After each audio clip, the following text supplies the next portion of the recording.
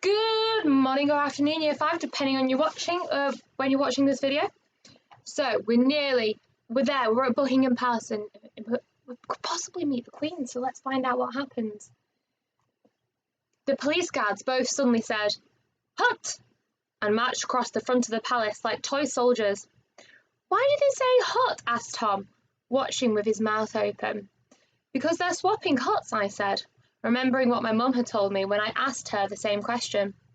"Oh, cool," said Tom. "So what do we do now? How do we give them our note for the Queen?" "I don't know," I said, realising that I must have remembered things wrong. When I had come with Mum, I was sure the guards had been standing much closer to the front gates. Now they were so far away we couldn't even send them the note by airmail. Even if we could make it into a paper aeroplane that could fly straight.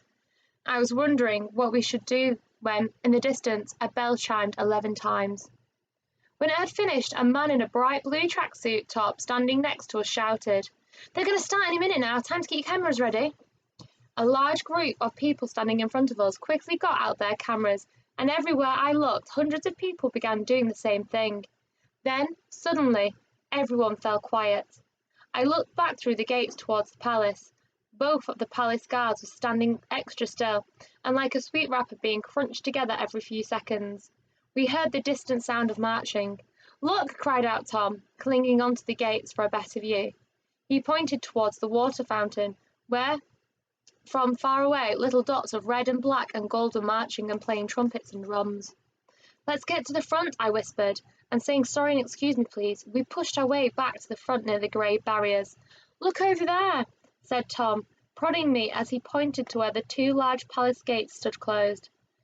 "There's no one on these barriers on the pavements there, see? We might be able to reach the guards better from there."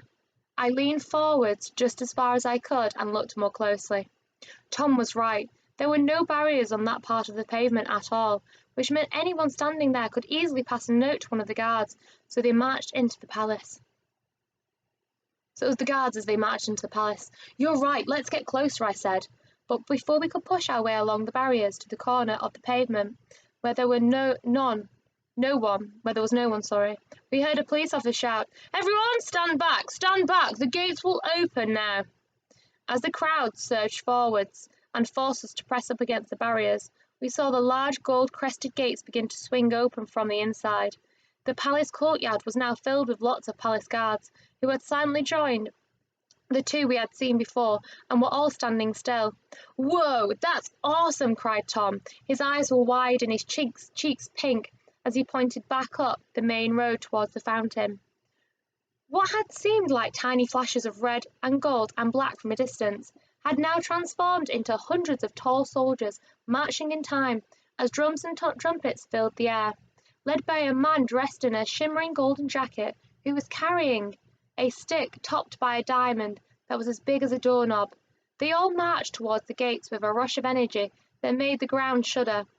I opened my mouth, but nothing came out. I had never ever seen anything like this in real life before. "Turn hut!" shouted someone from behind the palace gates. All the soldiers immediately stamped the ground with one foot and swirled around on their extra shiny black boots to face the open gates. "The man in the gold coat," said Tom, poking me in the arm. "He must be extra special. Let's give him the note." But look, they're going in now. Everyone around us flashed their cameras as the man in the golden coat and the palace guards behind him marched closer and closer to the palace gates. The other guards waiting in the palace courtyard suddenly began to march on the spot before beginning to march out through the gates. "Oh, I get it!" exclaimed Tom. "They're changing over. So those ones are going home, and those ones behind the man in the gold coat are going to stay here with the Queen." But I turned around. "That means the gates are going to be shut as soon as the swap is done. And then they were. We weren't. And then they were. We wouldn't have another chance to get our note to the Queen." Sorry, F5, I read that very badly. "And when they were, we wouldn't have another chance to get our note to the Queen." Tom looked at me with his mouth open, and I looked back at him with my mouth open, and I could tell we had both thought exactly the same as each other. Feeling my hands start to shake, I pulled the note out of my pocket and held it out. We had to do it. We had to. It wasn't every day that you got to go to the Queen's palace and see her special guards so up close. But even though I tried to make my voice come out, it stayed stuck in my throat. Year 5. Will they get the note there? Oh no, we shall find out tomorrow. Over and out, Miss Davis.